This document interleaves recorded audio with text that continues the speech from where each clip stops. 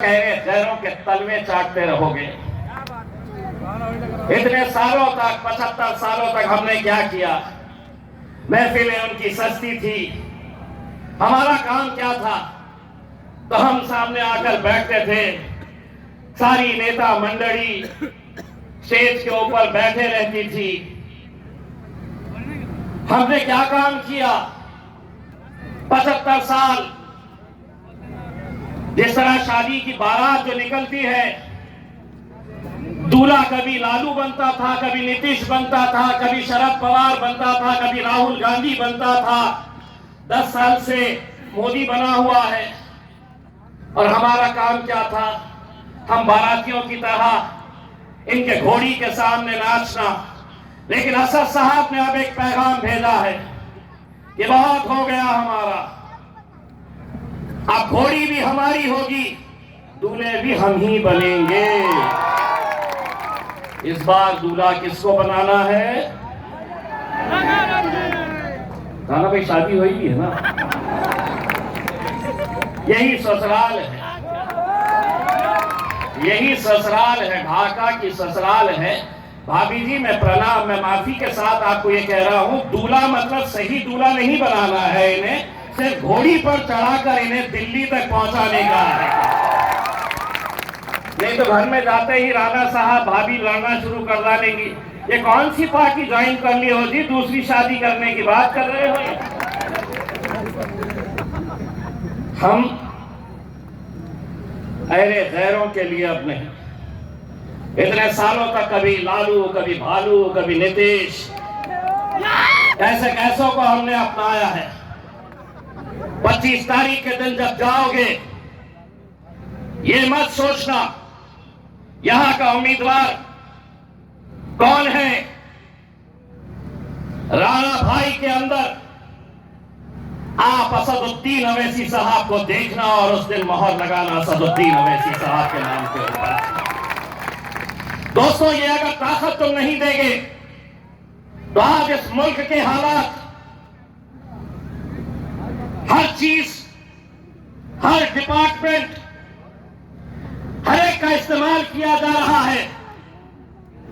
कभी ईडी से डराओ, कभी इनकम टैक्स से डराओ, कभी पुलिस से, कभी सीबीआई से, कभी एनआईए से डराओ।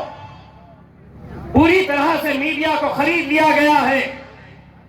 हमारी जबान, हमारे मुद्दे कोई उठाने वाला नहीं है, कोई बोलने वाला नहीं है। असदुद्दीन अवैसी साहब पार्लियामेंट के अंदर जब खड़े रहते हैं और बोलते हैं, जिस दिन असद साहब का बोलने का वक्त आता है, अख्तर भाई कई मर्तबा मैंने, राजद के भी एमपी मेरे पास आते हैं, जेडीयू के भी एमपी आते हैं, कांग्रेस वाले भी आते हैं, और हद तो ये है कि बीजेपी वाले भी आकर मुझसे पूछते हैं, आज बोलेंगे साहब, आज बोलेंगे? तो हाँ बोलेंगे।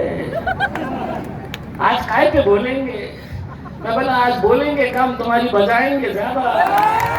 बैठो सुनो, बहुत मजा आने वाला है। कैसा धुलाई करते हैं करके। अकेला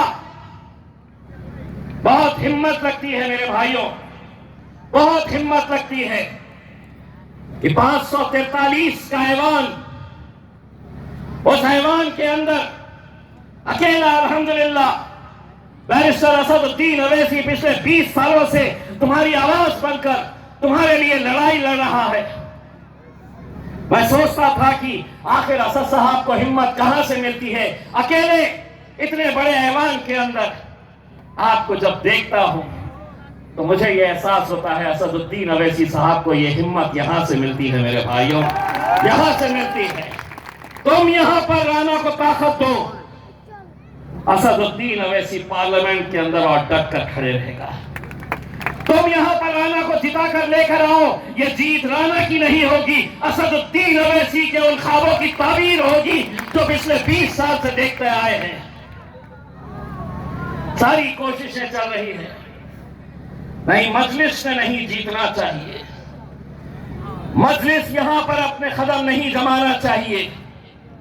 जिस जमात के बारे में कहा जाता था कि ये सिर्फ मुसलमानों की जमात है, इनका सिर्फ एक एमपी हैदराबाद से है।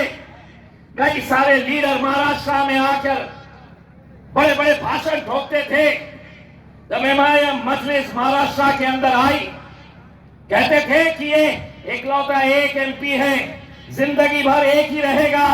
उन्हें क्या मालूम था कि यहाँ के नौजवान बुजुर्ग, मेरी माएं और बहनें मुझे वोट नहीं दिए, लेकिन मेरी कामयाबी के लिए अल्लाह के सामने सिजदे किए थे, जिसकी